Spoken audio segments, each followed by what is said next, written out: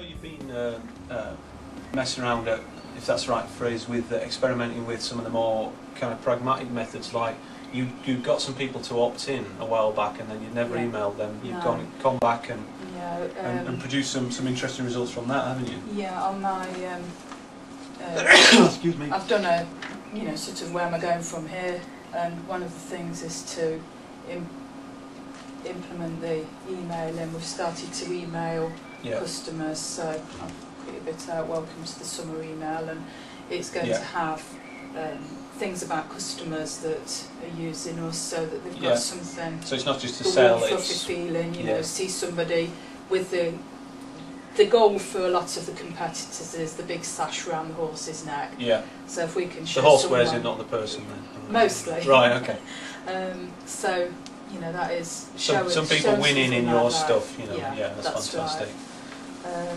So, and we talked about kind of media and drags and some of the kind of ways of, persuading people to spend more money and increase the overall order value, all that kind of stuff. You've managed to kind of upsell or increase and do media and drag by just sort of talking to people, haven't you? Yeah, I do seem to have a bit of the gift of gab, but I don't like it when customers don't follow through. And in our back office, if an order doesn't follow through and they've not paid, it registers that they've got as far as the till but not paid. So I do contact them to find out if there was a problem, and I make it sound like there was a problem with our website, and that is, is there a problem with the website? Is it that so you're all concerned? So that because we did find out when we first launched the site, we were a little bit green. And just assumed, well, we've paid for it, it's up and running, it must be working. And a customer contacted us to say, I've been trying for the last 2 days to place an order, and it was found that the link between us and the web provider, the PayPal, not PayPal, but WorldPay, the link between them wasn't working. And we weren't aware of it. We didn't become aware of it until we learned from that every Monday one of my first jobs is to put a spoof order through. Right, just check it. So that I know that it's working. Obviously, we do that. Put a penny through. If there's a load of orders coming over the weekend, I've not got a problem. I know that it's working.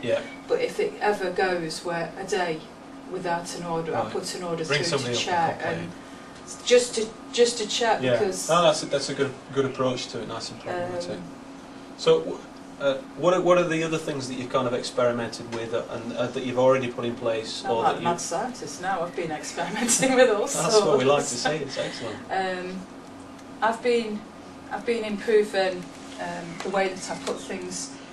We talked about bullet points, and we talked about getting keywords and using keyword richness. ClickFinder's excellent. I designed my own little bullet point, which is a rearing horse. It isn't Beautiful. very clear on there. I can see it. I can see it. It fits in with everything else that we did. So on this one, it is literally what was printed about that bit on that website. And I just cut and pasted it. What I'm starting to do now is some of the pictures, like for instance, this picture here is a picture that we've generated ourselves, and it's protected on websites so nobody else can lift it. That's one of our horses. Right, fantastic. And we've started to do that a lot more, take our own pictures.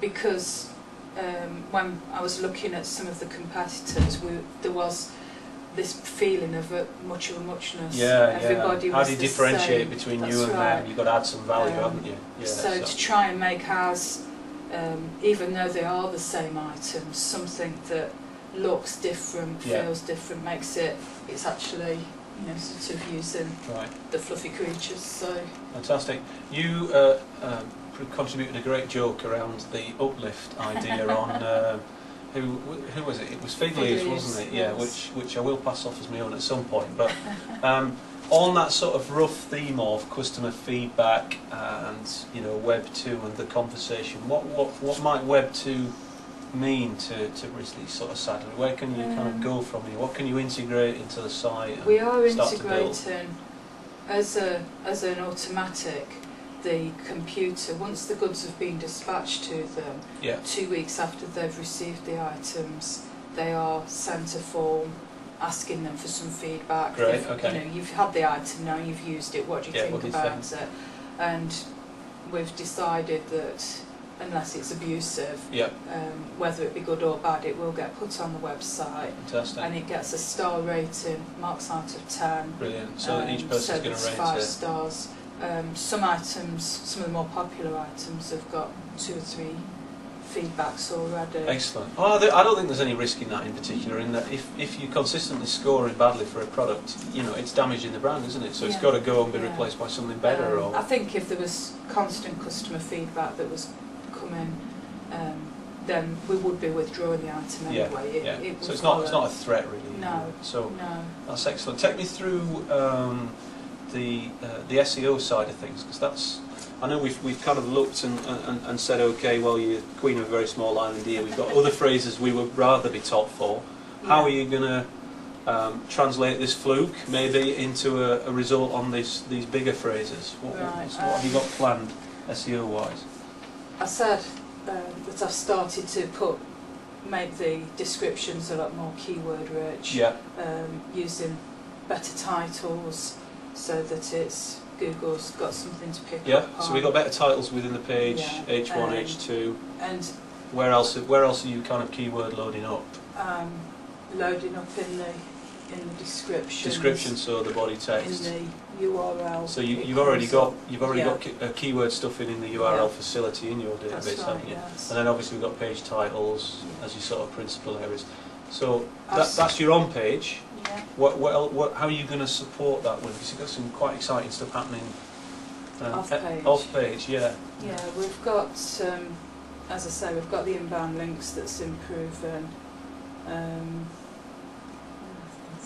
No, that's cool. I mean, what's your priority when you're looking for inbound links? The quality of them, really. And what sort of ones have you managed to get? It's got, all based around this theme, isn't it? You know? Yeah, I mean, we've got 2 of the major accreditations are BETA, which is the British Equine Trade Association, Yeah. and Master Saddlers, the Society of the Master Saddlers. We're Right. on both of those websites now. Yeah. And then you've got your trade show ones. The trade show ones, which is Horse of the Year show, the Royal Show, I didn't make that up. then. British Also, Show Jumping. Fantastic. No, you didn't make it up. Okay, and did you pick up any sort of tips as to how we might be able to maximise the effectiveness of those links?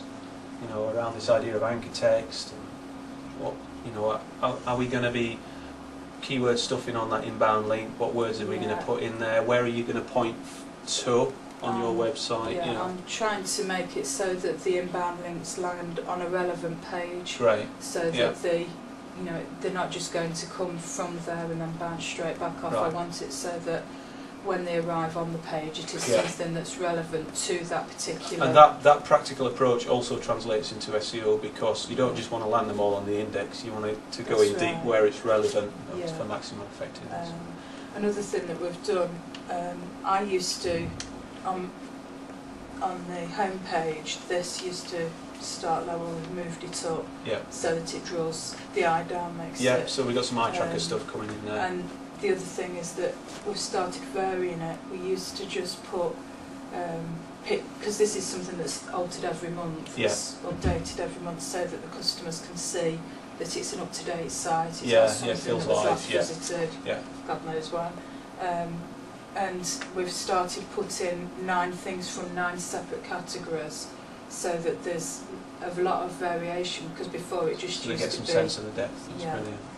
Excellent. Right. Okay. Well, where do you go from here, and what are your targets? We're close today by really sort of talking about metrics and objectives. Yeah. What are your objectives at this point, and how are you going to get there?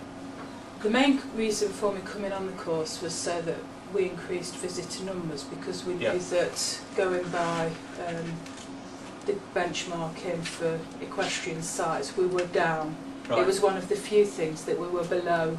So you're roughly below getting about target. 3,000 per month Yeah, on visits, unique Yeah. visitors.